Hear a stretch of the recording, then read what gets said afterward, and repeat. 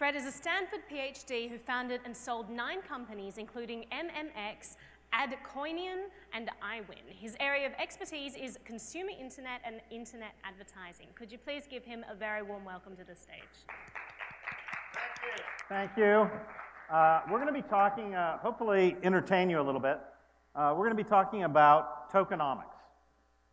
So how to think about tokenomics.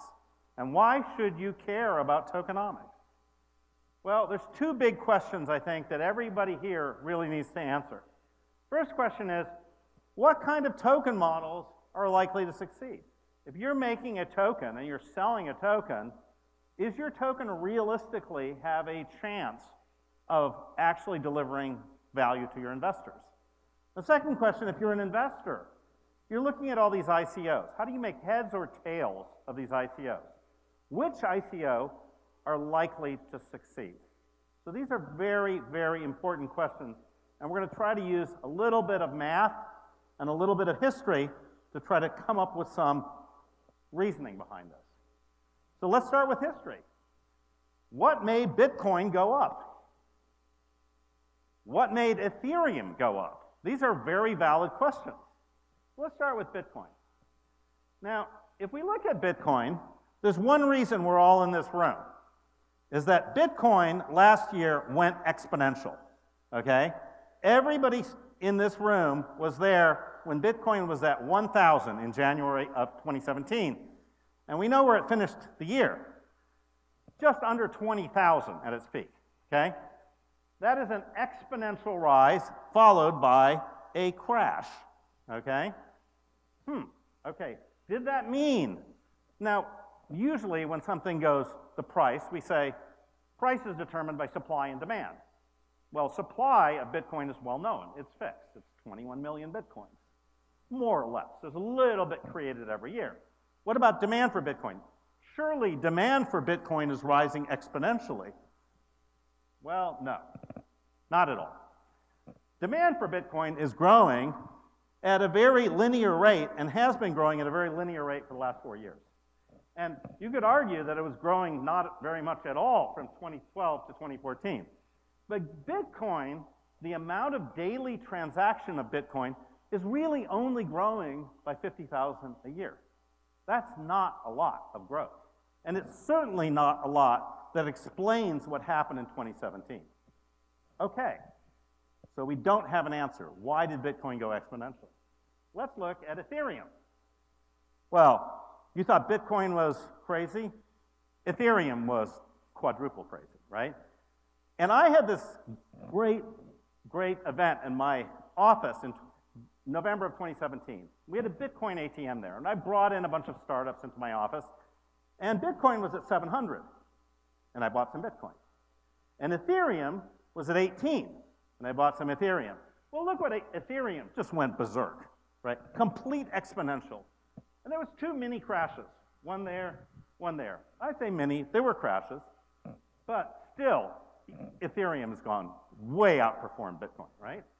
So, what about Ethereum transactions? Are they growing linearly like Bitcoin? Nope. Ethereum is growing exponentially in terms of transactions. Now that's interesting. So you could almost argue there's real demand for Ethereum. And where's the demand coming from? Well, it's coming from ICOs, right? So here we have the first real demand that's creating from, and yes, there's a crash, and yes, it's starting over again. But now we have some real difference between Bitcoin and Ethereum. So, first conclusion, both of these things are going up because transactions are going up, right? Linear growth is great. If you've got linear growth and your ICO token is growing linearly at a very respectable amount, that's great. But if you've got something that's growing exponentially, that's golden. That is magical, right? You want to find the next Ethereum, not the next Bitcoin. So, let's take a different token now. Let's take the Steam token. Now, Steam, if some of you don't know it, is based on the idea of paying people in tokens for producing content and getting other people to like the content. So, great idea, right? We're going to take on Reddit, we're going to pay people to post, and let's ICO this thing. Boom! Shoots up to 1.6 billion market cap. Good buy? No, terrible buy at 1.6 billion. It goes all the way down to 17 million market cap. Worst thing on the planet. Get out of Steam in March of 2007. Except, hold on, then this happened. Actually, in March of 2017, Steam almost outperforms Ether. That was the bet. That was the thing to buy, was buying Steam right there. Because look at that. It goes right back up. It goes from 17 million market cap to, again, $1.7 billion market cap. Brilliant. Now, why is Steam doing so well? Guess what? It's about growth. Look what happened to Steam traffic in the last 3 months. Through the roof, okay? So, again, growth is what you're looking for, guys. You're looking for a market that's growing. So, let's back to Ether, okay? Ether is now peaking at 1 million transactions per day. 1 million transactions per day. Average volume, very surprising, $7,000 per transaction. That works out to $7 billion a day. And actually, there's one day in December when Ether did $23 billion in a 24-hour period, okay? That is annualized, over $1 trillion a year. $1 trillion of transactions. Shocking, right? If you told me that without having gone through the numbers, I would say, you're crazy. $1 trillion a year, Ether? But it's true. How big is that? That is as big as the entire credit card industry. Now you're saying this cannot be right, Fred. It is right, okay? Visa, Amex, and MasterCard are all three publicly traded companies. Visa has a $250 billion market cap. Amex and MasterCard are around 150. Together, they're a $476 billion market cap. What about the crypto world? $457 billion market cap. Almost equivalent. Shocking. What about the transaction volume? Well, we already saw Ether could do, maybe doing $2 trillion a year. You add in Bitcoin, which is doing $100,000 per transaction, and 400,000 transactions per day, you get to about $6 trillion in annual transactions. Almost the same. Not crazy, not a bubble, okay? Now, which one of these things is the bubble? This thing took 30 years to produce. This thing took 3 years to produce. I'm going with crypto, guys. My money's on crypto. I want to be long crypto and short credit cards. So, you guys are doing tokens, I'm doing a token. How do we get something which will get us to $1 billion in transaction volume? And I will say, if you don't get to $1 billion, no point in doing a token, right? You're not going to make a difference in a $1 trillion token economy. So you need to do something that's payment-focused. You've got to do something payment-focused. Now, real estate on the blockchain, documents on the blockchain, poetry on the blockchain, romance on the blockchain, those are great, okay? They may come. But right now, the blockchain is about money. That's the killer app of the blockchain. And you're going to have to find something that gives a key advantage over credit cards, wires, and PayPal. So let's look at those ones that have actually emerged. Bitcoin. What's Bitcoin great for? Bitcoin is great for moving money from one country to another. If you live in China and you want to get money to the US without going through the Chinese regulation, Bitcoin. Ether is great for funding a company. If you're going to do an ICO, you need Ether. If you're going to use a smart contract, you're going to need Ether or EOS.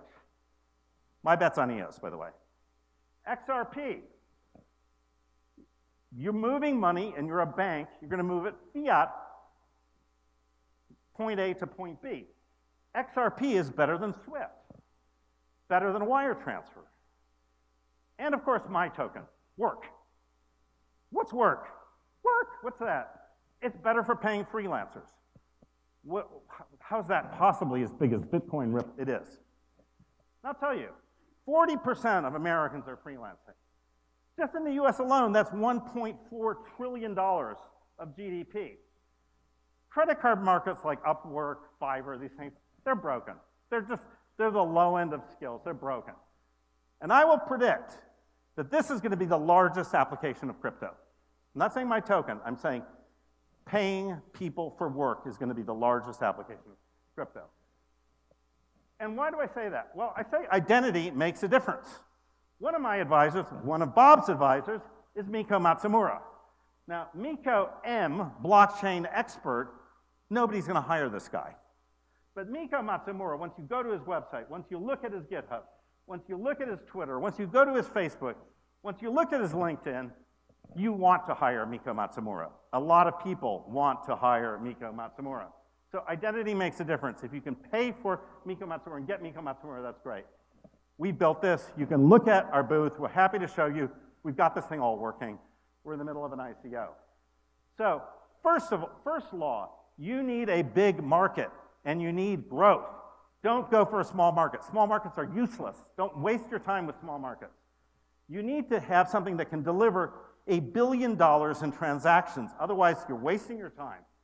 Law 2, you need long hold times. You can't, and this is Kyle Samani has pointed this out, there's no point investing in a token where people are going to buy the token and sell the token in 10 minutes later. Like, the classic example is I'm going to have tokens for music tickets. Great, I'm going to buy the music ticket, I get the token, sell the money, done. That is not going to put any pressure on things. You need to get tokens out of circulation so people don't sell them. And law 3, you've really got to find a place where a market where the sellers are also buyers. Now, I have Ethereum. I get Ethereum. I pay with Ethereum. I'm in the Ethereum world. This is a lot like a country. I'm in Korea. We use won here. We don't use dollars. We use won in Korea. And so I really think of these ecosystems as countries. And in another paper, I show that really you can think of the crypto world as kind of like France. That's what crypto is. Now, France has 60 million people in it. Crypto world's probably 35, 40 million people right now that have wallets. That's the size of the crypto world. How much electricity does France use? Well, mining all of the crypto stuff uses somewhere between Ireland and France in sort of electricity, right? So we have people, more or less equivalent, electricity and power, more or less equivalent, and we have GDP, more or less. France is about $2 trillion in GDP. So again, you can really look at the crypto world like France, but it's like France growing at 100% a year. It's like France, and now it's Italy, and now it's, so that's where crypto is. That's why I'm super bullish on crypto. And that's it. Thank you very much.